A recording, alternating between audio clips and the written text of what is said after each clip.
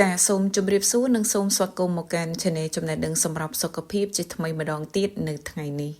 ចាថ្ងៃនេះ Channel យើងខ្ញុំនឹងធ្វើការរៀបរាប់ជូនអ្នកទាំងអស់គ្នាតាក់ទងជាមួយនឹងភាពខុសគ្នានៃការបរិភោគខ្ទឹមសឆ្អិននិងខ្ទឹមសឆៅតាមមួយណាដែលមានប្រសិទ្ធភាពជាងសម្រាប់សុខភាពរបស់យើង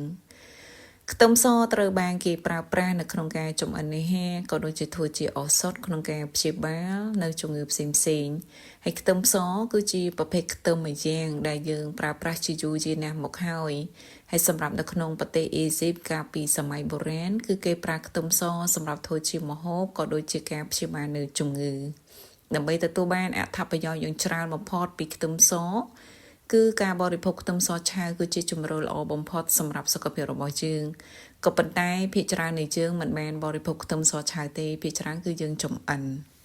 សម្រាប់ការចម្អិនអាហារខ្ទឹមសត្រូវបានគេណែនាំឲ្យយើងធ្វើការហាន់តូចៗឬក៏កញ្ច្រាំឲ្យតូចៗហើយទុកចោលរយៈពេលប្រហែលជា15នាទីមុននឹងយើងដាក់ចម្អិនដើម្បីទទួលបាននូវសារធាតុប៊ីជាងដែលចេញពីខ្ទឹមសដែលគេហៅថាអាលីស៊ីនហើយបើសិនណាជាយើងចម្អិនខ្ទឹមសភ្លាមៗនោះយើងនឹងអាចទទួលបាននូវការបាត់បង់ផលវិជ្ជមានមួយចំនួនរបស់ខ្ទឹមសផងដែរសម្រាប់ការណែនាំក្នុងការប្រើប្រាស់ខ្ទឹមសត្រូវបានគេណែនាំឲ្យយើងប្រើប្រាស់ប្រហែលជា 1/3 នៃផ្កាខ្ទឹមជារៀងរាល់ថ្ងៃយោងទៅតាមគោលការណ៍ណែនាំរបស់អង្គការសុខភាពពិភពលោកសម្រាប់ការលើកកម្ពស់សុខភាពជាទូទៅគឺពី2ទៅ5ក្រាមនៃខ្ទឹមសស្រស់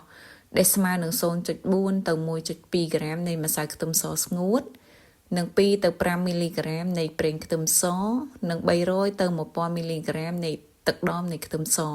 ដែលស្មើនឹង2ទៅ5មីលីក្រាមនៃសារធាតុអេលីស៊ីនដែលមាននៅក្នុងខ្ទឹមស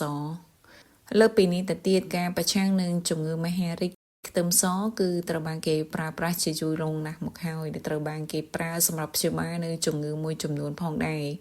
ដូចជាជំងឺរលាកទងសួតសម្ពាធឈាមខ្ពស់ជំងឺរបេងឈឺសន្លាក់ឆ្អឹងជំងឺថ្លើមរាគមូលការមានព្រូននិងជំងឺទឹកនោមផ្អែមផងដែរក៏ប៉ុន្តែសូមអ្នកទាំងអស់គ្នាចងចាំទុកផងដែរថាការសិក្សាមួយចំនួនតូចប៉ុណ្ណោះដែលយើងអាចបញ្ជាក់បានថាខ្ទឹមសគឺអាចជួយប្រឆាំងនឹងជំងឺមហារីកបានយ៉ាងអស្ចារ្យ